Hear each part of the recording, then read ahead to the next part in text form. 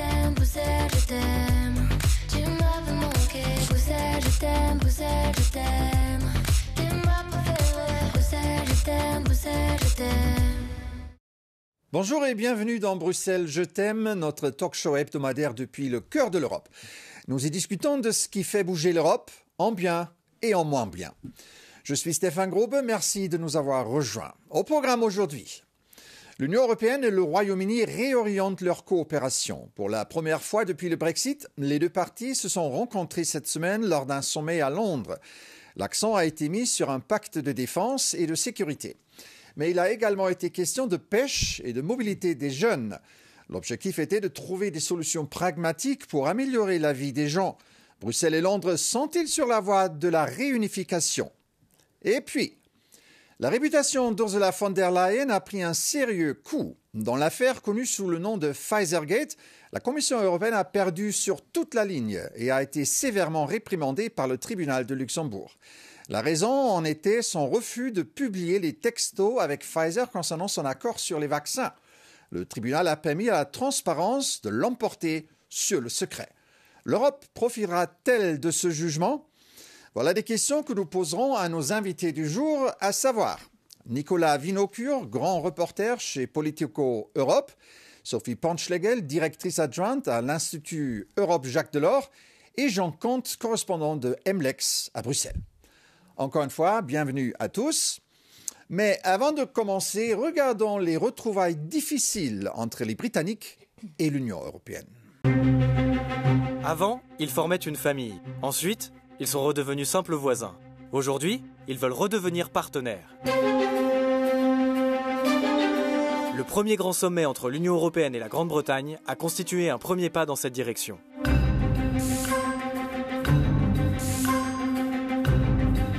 Avant le Brexit, les premiers ministres britanniques se rendaient à Bruxelles 4 fois par an, voire plus, pour des sommets avec le reste de l'UE. Après le Brexit, ces sommets ont cessé. Aujourd'hui, le gouvernement travailliste britannique envisage de nouvelles interactions régulières au plus haut niveau avec l'UE. Une initiative appréciée à Bruxelles, mais vivement critiquée par l'opposition de Sa Majesté. La réunion à Londres a été qualifiée de sommet de la capitulation par les conservateurs et de grande trahison britannique par Reform UK. Et qu'en est-il de l'UE ? Bruxelles peut-elle aujourd'hui à nouveau faire confiance aux Britanniques ? L'UE et le Royaume-Uni peuvent-ils vraiment s'entendre face aux défis qu'ils ont en commun ?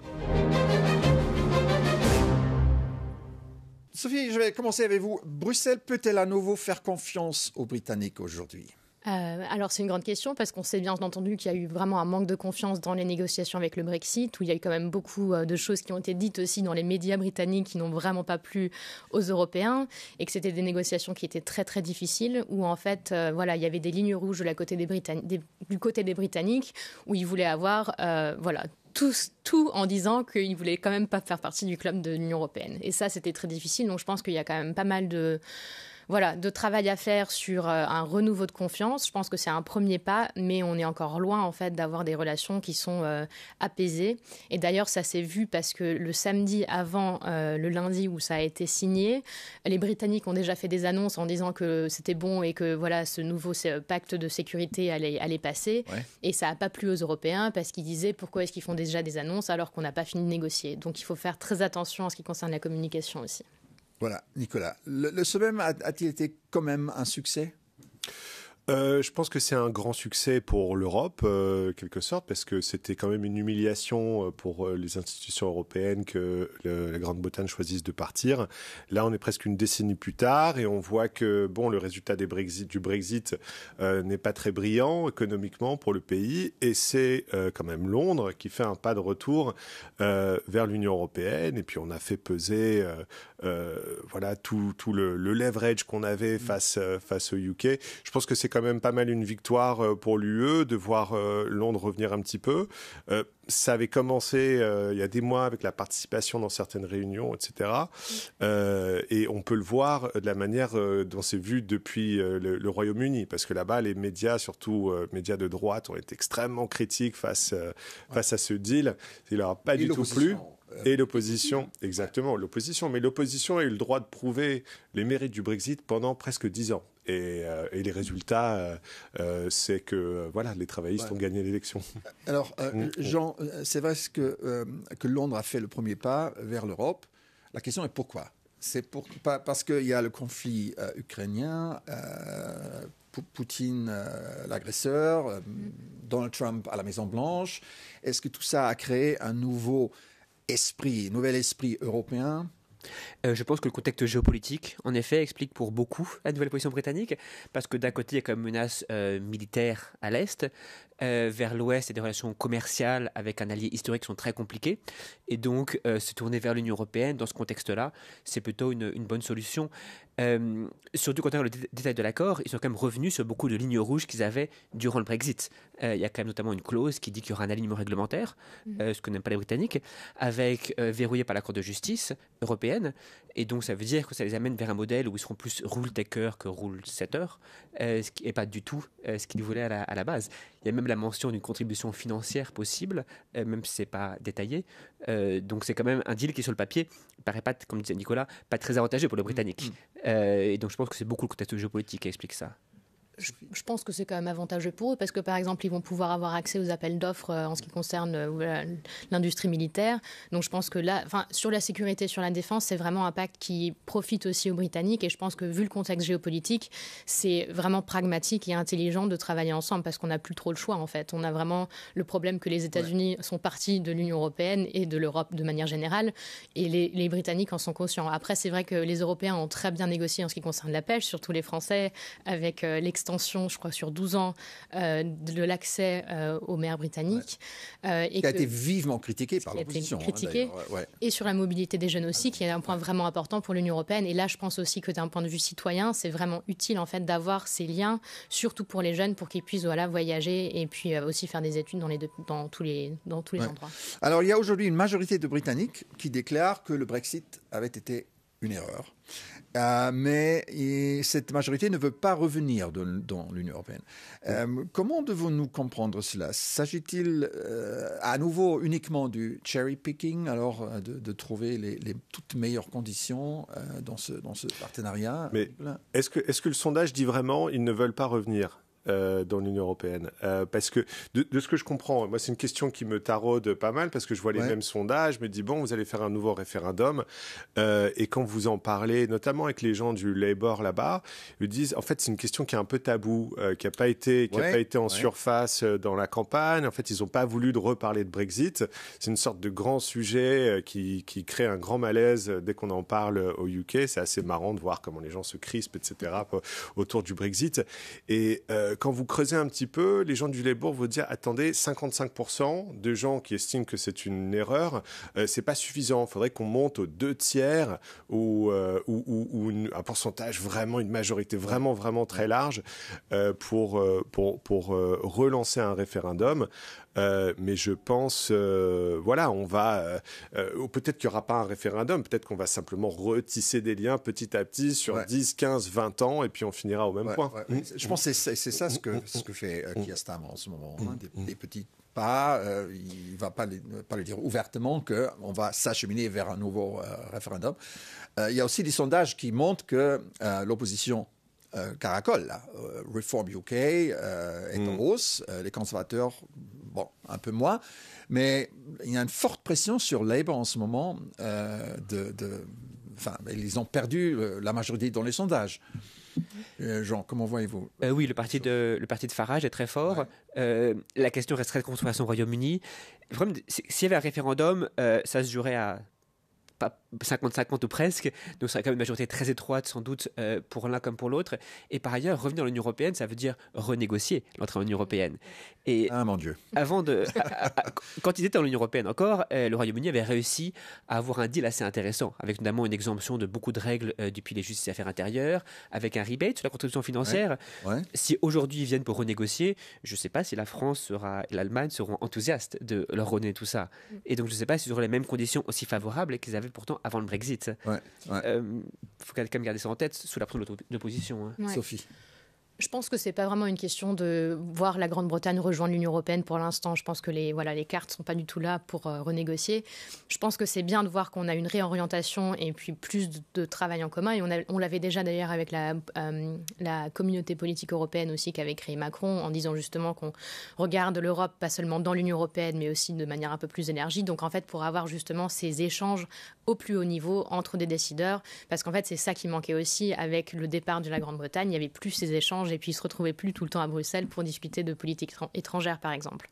Voilà, donc c'est à voir, mais je pense qu'un point peut-être sur le fait que le Parti travailliste est quand même très frileux encore, et ça me semble en fait être une attitude qui vient de la peur de Reform UK, de tout voir par exemple sur la mobilité des jeunes, de voir ça comme une politique migratoire, qu'on va de nouveau accepter plein d'Européens en Grande-Bretagne. Et je pense que là, stratégiquement, le Parti travailliste et le gouvernement auraient tout intérêt à délimiter les choses et à dire écoutez, voilà, c'est pas de la politique migratoire, là on parle de mobilité des jeunes, c'est bien pour notre économie, on a bien vu qu'on est dans une situation économique difficile, avec le Covid, les prix de l'énergie, voilà, et puis en plus le Brexit, on a vraiment tout intérêt en fait à avoir des relations communes sans nécessairement continuer sur cette instrumentalisation de l'extrême droite du Brexit. Ouais, justement, vous parlez là des gens normaux, je dirais, et j'aimerais faire parler à quelqu'un qui participait au sommet londonien.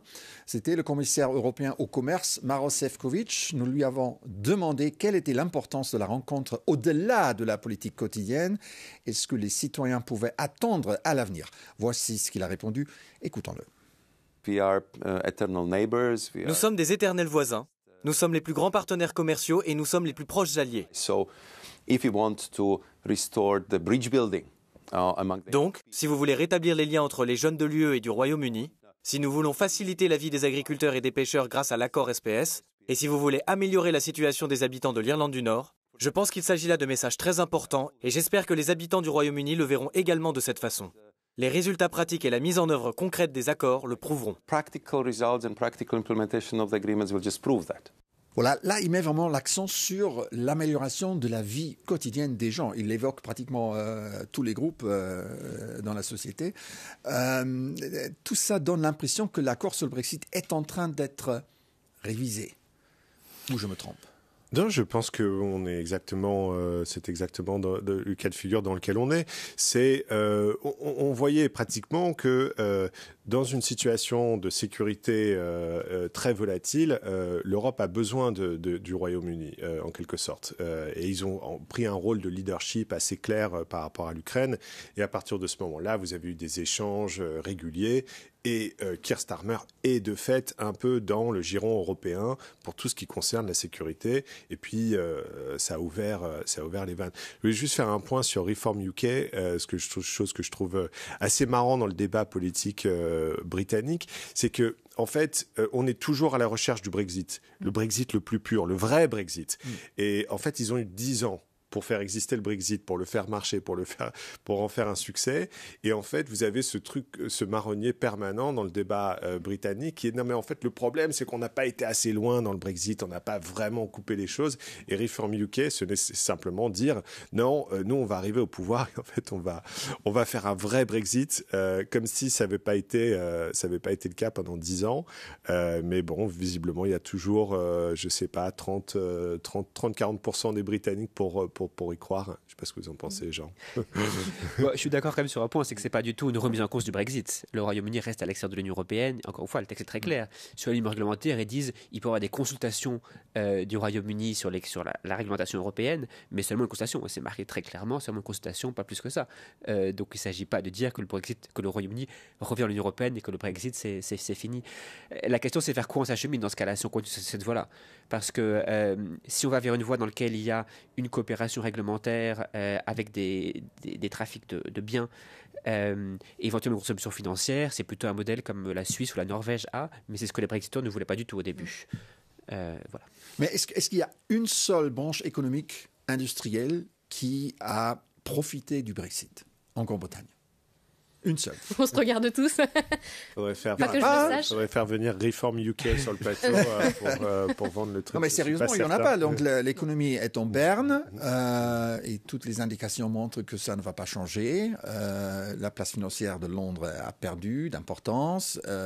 L'industrie à des problèmes massifs. Après, je pense que Reform UK, et d'ailleurs les Brexiteurs autrefois ne disaient pas non plus que ça allait être bien économiquement. Ils étaient tout à fait conscients, enfin peut-être pas tous, mais quand certains. Même, dans la campagne, voilà, dans la campagne, mais après c'était une campagne. Je pense que moi je me rappelle avoir discuté avec certains décideurs qui étaient du côté du Brexit, et puis ils étaient quand même conscients du fait que ça allait pas leur apporter économiquement, et c'était ça aussi que j'ai trouvé extrêmement intéressant dans toute cette histoire du Brexit, c'était que le parti conservateur, qui était quand même le parti qui se voyait comme un parti pragmatique de l'économie, des business, tout d'un coup avait complètement changé et est parti dans une direction où on se demandait, mais en fait vous, non seulement vous êtes pas proche des citoyens, mais en plus vous faites rien pour l'économie. Et c'est ça en fait qui fait un petit peu peur, de se dire qu'on a des partis d'extrême droite, et d'ailleurs pas seulement en Grande-Bretagne, qui ne travaillent ni dans l'intérêt des citoyens, ni dans l'intérêt de l'économie, ni dans l'intérêt en fait de la souveraineté nationale, parce qu'au final c'était ça. Ils disaient on veut être souverain, on veut être indépendant. Ils ont parlé d'un Independence Day quand même. Et puis on s'est dit mais dans quelle réalité est-ce que vous vivez, parce qu'on est quand même dans un monde qui reste mondialisé, on reste interdépendants les uns des autres, et en fait c'est une question de manager et de gérer ces interdépendances, et pas d'essayer de vivre une espèce de souveraineté comme si on était sur une île coupée de tout le monde. Ça ne fonctionne pas en fait. Et un parti conservateur qui a brûlé 4 ou 5 premiers ministres pendant tout ce processus. Mais si vous le permettez, je pense qu'il y a un point sur lequel on devrait pas tellement se féliciter non plus, c'est que le UK demeure la destination, une des premières destinations des investissements pour les startups, pour les entreprises de tech. Donc, en fait, nous en Europe, plutôt que de regarder le UK, on a du travail à faire sur cet aspect-là, sur notre marché des capitaux, pour faire vivre nos secteurs technologiques, et c'est vrai qu'il reste en avance là-dessus. Oui, absolument. Alors, parlons des leaders politiques. Maintenant, on a Keir Starmer, qui apparemment a de bonnes relations pratiquement avec tout le monde, surtout avec le nouveau chancelier allemand, Friedrich Merz. Et là, je vois une certaine axe anglo-allemand. Est-ce que ça peut donner plus de dynamique à l'Europe? Parce que le moteur franco-allemand, pendant les 4 dernières années, c'est agrippé un peu, hein, Jean. Oui, je pense surtout en fait que Starmer met beaucoup ça en scène aussi. Ça veut dire qu'en effet, il tient beaucoup à ce qu'il soit vu comme quelqu'un de pro-européen dans la famille européenne. Et donc, je ne sais pas à quel point il a des bonnes relations personnelles, mais je pense qu'il met beaucoup en scène son affichage avec von der Leyen, avec Costa, avec Merz, avec Macron, et aussi beaucoup avec Zelensky. Voilà. Ouais. Moi, je suis d'accord que c'est surtout une question en fait de sécurité et de défense, où on voit en fait qu'il y avait non seulement Macron, Merz, mais aussi Donald Tusk et Keir Starmer qui vraiment montraient qu'ils avaient plus une alliance pour en fait contrer le fait que les États-Unis s'intéressent plus à l'Europe, et qu'on maintenant on a un vrai problème de sécurité et de défense, surtout si on veut continuer à soutenir l'Ukraine. C'était de ce point de vue-là que je l'ai vu. Après, ça reste à voir, et puis on en parlait avant, mais la relation franco-allemande, il y a eu beaucoup de gens qui ont été très heureux de voir qu'on espérait voir qu'il y aurait un renouveau. Ça reste à voir dans quelle direction ça va aussi, parce que si par exemple c'est pour se combattre la politique climatique ensemble, je suis pas sûre que ça aille dans le bon sens. Mais bon, après c'est vrai qu'il y aura quand même peut-être plus de points communs, et surtout en ce qui concerne la sécurité, la défense et la compétitivité, qui sont quand même les 2 priorités principales de l'Union européenne en ce moment. J'espère vraiment qu'on va voir plus de travail franco-allemand, aussi avec la Pologne, et bien entendu comme la Grande-Bretagne reste en dehors de l'Union européenne, ça reste quand même difficile, ou bien ça reste une coopération limitée dans le sens où ils sont pas à la table des conseils européens. Starmer, Macron, Merz, Tusk, est-ce un carteron de rêve qui peut faire avancer l'Europe? Parce qu'au sein de l'Union européenne, on a des gens qui freinent tout le temps. Et maintenant, on a découvert là, une coalition des Coalition of the Willing, dans d'autres regards peut-être aussi. Non, mais je pense que là où vous avez raison par rapport à Starmer et Merz, c'est que dans les négociations du Brexit, la France a toujours joué le rôle du dur, de faire le difficile, de vraiment insister, et ça c'est pas nouveau. Alors que justement Merz et avant lui Merkel, c'était plutôt ceux qui poussaient à avoir un peu de conciliation avec les Anglais, à faire marcher les choses. Donc je sais pas si Merz, si vraiment il met sa touche pour que l'accord justement de lundi dernier, soit de la semaine passée, soit conclu. Mais on sait par exemple que les Français sur la pêche, c'était ceux qui jouaient vraiment les durs. Ouais. Donc il fallait que les Français acceptent aussi le deal qui était mis sur la table, et ça a négocié jusqu'au dernier moment, même le matin du même, ça continuait à négocier. Donc je pense que ça doit y jouer, la personnalité de Merz doit y jouer. Et puis sur le carteron de rêve, on reconfigure des formats Normandie, des formats, etc. On a eu des dizaines, enfin je ne sais pas combien de réunions de cette coalition des volontaires par rapport à l'Ukraine. On bute quand même sur les mêmes problématiques. On bute sur la question des États-Unis, le rôle que va jouer les États-Unis dans le conflit ukrainien. Aucun de ces leaders ne sont prêts à dire on peut faire sans les Américains. Donc vous arrivez, ils peuvent faire toutes les... Et d'ailleurs, je constate que la question d'envoyer des troupes, la question d'avoir une présence militaire en Ukraine, on n'en entend plus beaucoup parler. Cette coalition semble avoir tiré les conclusions que les Américains n'allaient pas soutenir militairement, et donc eux non plus n'allaient pas se mouiller. Donc on peut se poser la question des résultats. Et si les États-Unis se désintéressent vraiment du conflit ukrainien comme le président menace de le faire, moi j'ai énormément de craintes par rapport à la capacité des Européens à gérer ce conflit seul. Ouais. Vous êtes aussi pessimiste là-dessus? Oui. Je pense que Nicolas... Enfin, je ne suis pas moi un spécialiste de la politique étrangère, mais je pense que, de façon générale, Nicolas a raison. Trump a bien voulu débriefer les leaders européens, et ils avaient l'air contents qu'il le débriefe. Et le carteron de rêve, ça peut être un modèle d'avenir? Je ne sais pas, parce que ça reste quand même très... Ça dépend beaucoup des gens qui sont... Enfin, c'est vraiment... Tusk, Merz, Macron individuellement en fait. Et donc ça dépend beaucoup aussi des politiques nationales. Macron n'est forcément extrêmement très fort politiquement en France.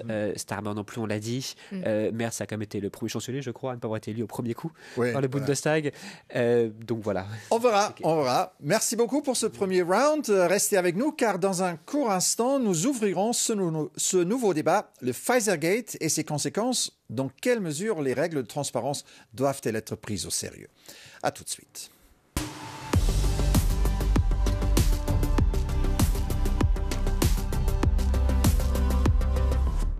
De retour sur le plateau de Bruxelles, je t'aime, avec nos invités Sophie Pornschlegel de l'Institut Europe Jacques Delors, Jean Comte de MLEX et Nicolas Vinocure de Politico Europe. Pour de nombreux citoyens, le Pfizergate n'est pas un sujet qui les touche directement et sa couverture médiatique est restée limitée. C'est un peu étrange car dans ce contexte, on parle toujours de scandale ou d'affaires. Le refus de la Commission européenne de divulguer des textos entre la présidente de la Commission et le géant pharmaceutique Pfizer a valu à l'autorité exécutive une sévère réprimande judiciaire. Selon le jugement, Bruxelles a enfreint les règles de transparence en vigueur. Alors Jean, quelle est la gravité de cette accusation et en quoi consiste exactement le scandale ?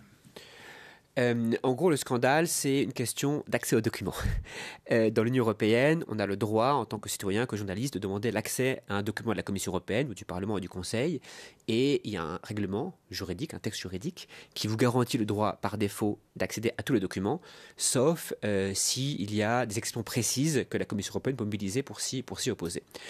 Et donc là, en gros, le New York Times a appris que von der Leyen, durant le Covid, avait négocié directement par texto avec le CEO de Pfizer les contrats pour les vaccins. C'est elle qui l'a dit. C'est elle qui l'a dit. Ouais. Oui, elle l'a dit dans l'interview. Elle l'a dit. Et je crois que lui aussi l'avait dit. Et donc, un journaliste autrichien, Alexandre Fanda, a demandé à accéder aux textos en utilisant cette procédure. Et la Commission européenne a dit non. Et donc, le New York Times est parti en justice en disant il faut avoir l'accès à ces documents. Politiquement, c'est assez intéressant, ça a été pas mal vu. Mais quelle est la gravité de cette accusation? On peut dire, bon, c'est un aspect technique. Finalement, Ursula von der Leyen s'est efforcée d'organiser des vaccinations de masse dans une crise très très grave en Europe. Personne ne remet en cause qu'il faille négocier les vaccins ou que ça négocier. La question, c'est est-ce que la Commission européenne est transparente ou pas dans la façon dont elle donne ces documents. Voilà. Ok, Sophie. Non, c'est vrai, et je pense que c'est assez intéressant parce que tout ce débat aussi se porte sur exactement cet accès à l'information et pas nécessairement sur von der Leyen. Des fois, c'est un peu dangereux parce que ça part dans une critique qui est quand même très poussée de von der Leyen, alors qu'il y a un problème plus général et plus structurel de manque de transparence et de manque de légitimité, enfin de accountability, comme on dit, des processus qui se font dans les institutions européennes, et on l'a vu avec Qatargate. Après, il ne faut pas oublier non plus, et c'est peut-être là que voilà, je ne suis pas tout à fait d'accord non plus avec toute la critique qui est faite envers von der Leyen, que c'était un contexte de crise. Ça ne veut pas dire, bien entendu, que les procédures démocratiques doivent être complètement remises en cause, mais je pense le fait que, voilà, on négocie par texto, voilà, c'est pas la procédure habituelle, mais en même temps, AstraZeneca avait pas les doses en question. On parle ici d'un contrat de 35 milliards d'euros, donc c'est un contrat qui est quand même assez important pour 1,8 milliard de doses de vaccins, pour faire en sorte justement qu'en fait, dans une crise et une pandémie globale, les citoyens aient accès à un vaccin qui allait sauver leur vie, on pensait. Okay. On peut comprendre pourquoi ça a été fait par texto. Par contre, je peux pas comprendre ensuite pourquoi on décide de pas donner accès et d'avoir cette transparence. Et ça veut dire aussi qu'ils ont quelque chose à cacher. Alors, comment faut-il évaluer ce jugement? Nous avons demandé à Georgios Vassalos, professeur de philosophie et chercheur en sciences sociales à l'Université libre de Bruxelles, de nous donner son avis. Le voici, écoutons-le. La décision récente de la Cour de l'Union européenne est une victoire pour la démocratie parce que la transparence est une condition pour la démocratie. Les journalistes ont rappelé que la transparence n'est pas optionnelle. Elle est obligatoire et elle ne peut pas être à la carte. Ce n'est pas la première fois qu'Ursula von der Leyen soit mêlée dans un scandale pareil. Quand elle était ministre de Défense en Allemagne, il y a eu aussi des communications qui ont été supprimées et ces communications concernaient des contrats avec des consultants dans les domaines de la défense. Il y a donc une touche personnelle Ursula dans les Pfizer-Gate. Voilà, Nicolas, cette touche personnelle, après avoir eu des problèmes similaires avec la communication, Ursula von der Leyen, elle est très atteinte politiquement. Elle n'est pas très atteinte parce que médiatiquement, on n'a pas une puissance de feu très très grosse. Mais si on était dans une capitale européenne, si on était à Washington, elle serait très très atteinte. Parce que pour moi, ce débat-là, il n'est pas seulement autour de la transparence. Déjà, il faut voir que la Commission ne reconnaît pas que Mme von der Leyen a négocié ce contrat de vaccin. Elle ne reconnaît rien. Elle ne reconnaît même pas les propos qui sont dans l'article du New York Times. Donc elle ne reconnaît pas qu'elle a négocié le truc. On parle de ce contrat énorme. La Commission ne nomme pas les personnes qui sont censées avoir négocié ce vaccin.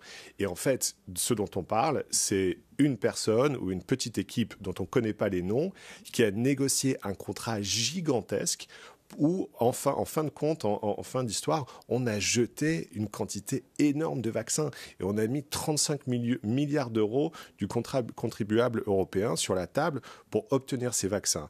Est-ce qu'il fallait obtenir ces vaccins? Absolument. Mais est-ce que ce prix-là aurait dû être déterminé de manière plus transparente? Absolument. Et vous avez des gens qui sont très proches sont dans la commission, qui ont touché de près cette histoire-là, qui sont très remontés en disant « Attendez, vous ne touchez même pas au début de la surface de cette histoire. Le problème, c'est la négociation du contrat qui se fait de manière complètement pas transparente. » On dit souvent que avec cette commission européenne, il y a une certaine tendance au secret.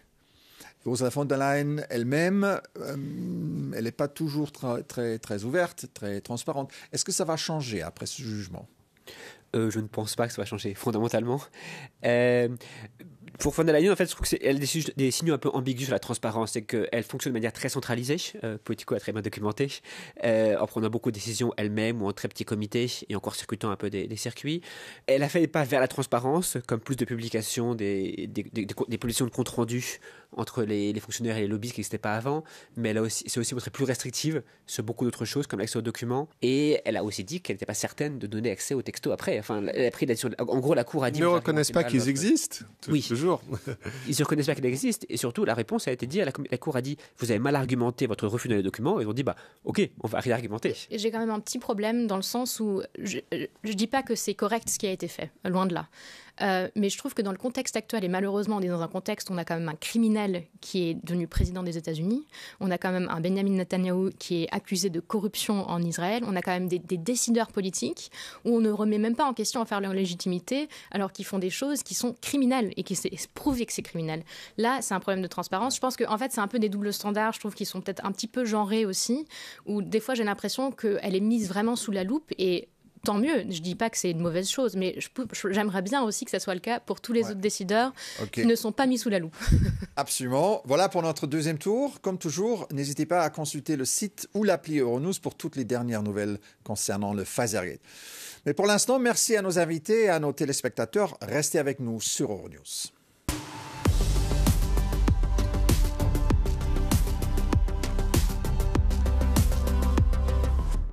Bienvenue sur le plateau de Bruxelles Je t'aime. Mes invités sont Jean Comte, Nicolas Winocourt et Sophie Panschlegel.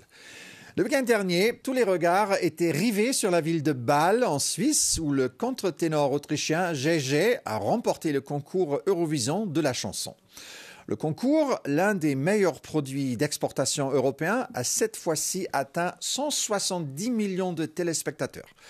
En raison de la guerre à Gaza, de nombreuses protestations contre la participation d'Israël ont vu le jour, ce qui a mis sous pression le mantra apolitique de l'Union européenne de radio-télévision en tant qu'organisateur, une fois de plus. Le public mondial ne s'en est pas soucié et a finalement élu Israël à la deuxième place. Alors, tout d'abord, avez-vous regardé l'Eurovision, Nicolas ? Vous me posez une colle, je n'ai pas regardé, mais je suis au courant de l'histoire de la controverse. Ouais. Et les autres?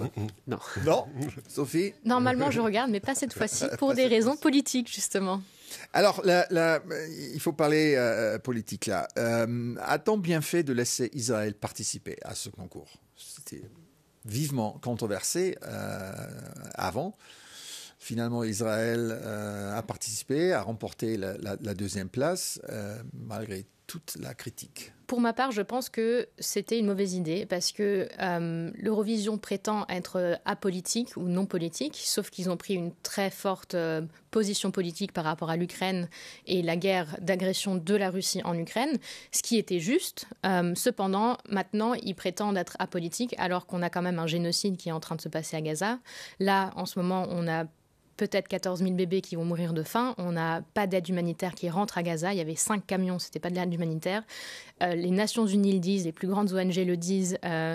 Il y a vraiment, toutes les organisations internationales le disent, il y a une vraie pression sur Israël et je pense que c'est pas antisémite de dire que le gouvernement israélien ne peut pas faire ça. Et donc de les garder au sein de l'Eurovision, je pense que c'est un signe politique, c'est pas apolitique de dire que c'est tout à fait normal d'avoir un génocide de 2,2 millions de personnes à Gaza en ce moment. Ouais, justement, ce parallèle avec la Russie qui a été exclu après le début de l'agression contre l'Ukraine, est-ce qu'on peut comparer ça avec Israël qui a été quand même attaqué par le Hamas? Alors, en fin de compte, est-ce qu'une compétition culturelle de chansons peut être la victime de cette... Je pense que l'origine de ce conflit, elle n'est pas du tout comparable. Et je ne suis pas du tout en train de comparer les deux. Je suis en train juste de comparer en fait les actions d'un gouvernement particulier, qui est quand même un gouvernement d'extrême droite, où des ministres comme par exemple Smotrich ou Ben Gvir ont quand même clairement dit qu'ils voulaient détruire Gaza, qu'ils voulaient faire aussi les détruire finito. On n'a plus de Gazaouis. Donc je pense que c'est sur ces actions-là et ces paroles-là que doit être jugé un gouvernement et ça doit avoir des conséquences. Et pour l'instant, ça a pratiquement 0 conséquence. Bien entendu, après l'Eurovision, c'est un championnat de chansons. Mais si on a déjà pris une position pour l'Ukraine, dans ce cas-là, on est déjà politique. Donc on ne peut pas faire semblant d'ensuite d'être neutre alors qu'on s'est déjà positionné avant. La politisation du concours de l'Eurovision est manifestement un sujet récurrent. Nous en avons parlé avec Dean Vuletic, historien contemporain et expert en musique. Voici ce qu'il en dit. The European Broadcasting Union has aimed for the contest to be non-political, but politics has always... L'Union européenne de radio-télévision a voulu que le concours soit apolitique. Mais la politique s'est toujours invitée dans l'événement. Je ne pense pas que l'Union européenne de radio-télévision ait un mandat politique pour agir à cet égard. Elle peut suspendre un membre si celui-ci enfreint les règles de l'organisation, mais elle ne peut pas agir contre un pays. Ça, c'est une chose que font les gouvernements. Il faut donc un contexte plus large d'action politique contre un pays pour que l'Union européenne de radio-télévision elle-même et ses membres puissent agir. Car ce ne sont pas eux qui définissent les politiques étrangères des pays qu'ils représentent. Because its members don't set the foreign policies of the countries that they represent. Donc l'Union européenne de radio-télévision n'a pas de mandat politique, elle ne fait pas de diplomatie. Est-ce que nous voulons que cela reste ainsi, Jean ? Je ne sais pas si on veut que ça reste ainsi, mais la position de l'Eurovision est un peu compliquée quand même. C'est qu'à la fois, ils disent on n'est jamais politique, et pourtant, il y a souvent eu des débats politiques sur l'Eurovision. Rappelez-vous, il y a un an, la question du drapeau européen, déjà, dans lequel l'Eurovision avait interdit le drapeau européen, et la Commission européenne a voulu. Ouais. Alors, cette année, je crois que les participants, les spectateurs pouvaient la voir, mais pas les gens sur scène. Il y a eu des sujets avec l'Arménie et l'Azerbaïdjan aussi, donc les deux participent à l'Eurovision depuis 2006-2007. Il y a eu beaucoup de controverses dans les deux pays et au sein de l'Eurovision. Donc, les règles internes de l'Eurovision disent que ce n'est pas politique, mais en même temps, on voit la question politique s'invite continuellement au sein de l'Eurovision. Le seul problème avec l'idée d'un boycott d'Israël au sein de l'Eurovision, c'est que ça donne à l'Eurovision une responsabilité par rapport à ce conflit, alors que si des actions doivent être faites, des sanctions doivent être prises, c'est au Conseil de l'Union européenne, c'est à l'ONU, ça donne de facto beaucoup de poids à des radiodiffuseurs de prendre des décisions qui ne sont pas de leur domaine, je pense. Non, je pense que l'idée que l'Eurovision ne soit pas politique, c'est une belle ambition, mais c'est impossible dans les faits. D'ailleurs, aucune instance internationale, que ce soit la Coupe du Monde, que ce soit les Jeux Olympiques, ce sont des domaines politiques où il se prend des décisions politiques pour à un moment donné exclure un pays ou un autre. Là où je rejoins ce que dit Jean, c'est que je pense que c'est de leur mettre beaucoup de responsabilités sur le dos. On parle d'une compétition, les gens votent par texto, on peut voter une vingtaine de fois. C'est pas très sérieux quand même comme cadre. Et en fait, ce que je pense plus intéressant pour moi, c'est de voir comment le débat évolue au niveau européen entre les dirigeants. On a eu cette semaine de réelles avancées politiques. Vous avez une majorité de pays en Europe qui ont décidé de revoir, en tout cas d'enquêter sur le fondement de l'accord entre l'UE et Israël. Et là, on voit effectivement que oui, il y a des choses politiquement qui bougent en Europe avec une opposition plus forte au gouvernement d'Israël.